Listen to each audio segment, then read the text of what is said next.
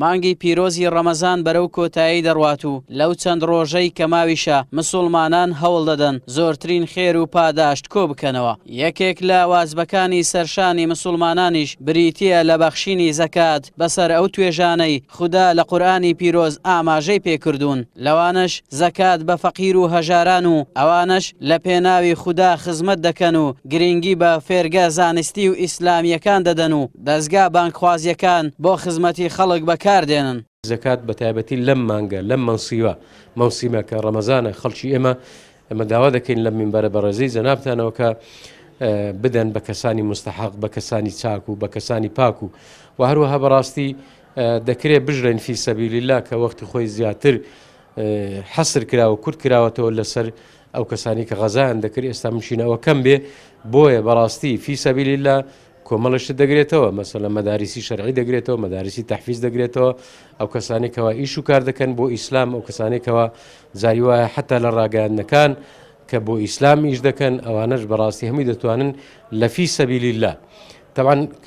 ئەوەش زۆر شتێکی گرینگە ئێمە فی سەبیلیلا حەسب بکەین بەس لە غازی کەواتە ئێستا ئەو چینەکە نەبێ ئێستی دەکەین فی سەبیلیلا چی دەکەین بۆ چۆ ڕەت بکرێتەوە.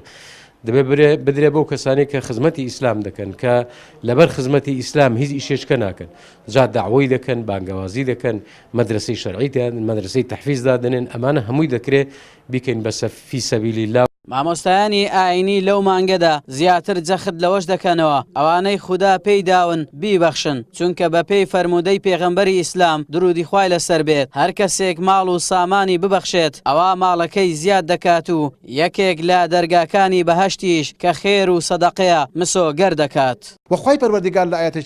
لە ئاەتێکی قورئاندا دەفەرمێ ئەویشان هە لە سوورەتی ئەتەوبەیە هەدەف و حکمت و فەلسفەی زەکاتمان بەواسەکە ئەفەرمی خذ من ئەموالهم ئەی محەممەد صلى الله عليه وسلم زەکات وەگرە لەو خەڵکە بۆ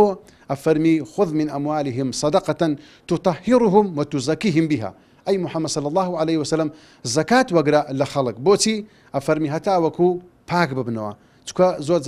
تازیرەکانمان ئەوانەی کە پاریان هەیە ڕەنگە خشتوخار و پیسی کرد بیتە ناو پارەکەیان بۆی خوای پەروەردگار ئەفەرمی زەکات بدەن هەتا وەکو پارەکەسی بی پاک بیتەوە. هەدەفی دومینیشان وتزكيهم بها هەتا وەکو نشونما بکە هەر کاتێک کەسێک زەکاتیدا بە تەئکید زەکاتەکەی زیاد دەبی. پێغەمبەری خوا صلی الله عليه وسلم لە فەرمایشێکدا ئەفەرمی ثلاث أقسم عليهن ئەفەرمی سێش تەنە من سوێن بەخوا دەخۆم کە زیاد دەکەن. یەکیان لەوان ئەفەرمی مال و سەدەقە هەر کەسێک ماڵ ببەخشی بە تەئکید پێغەمبەر صلی الله عليه وسلم سوێندی لەسەر خوادووە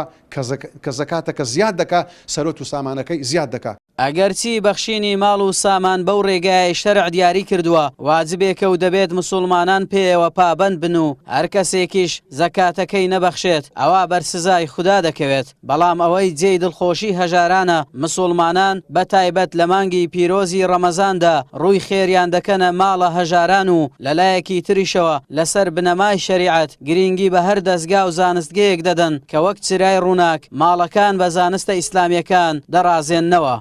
ئاراس عەزیز کەناڵی پێام هەولێر.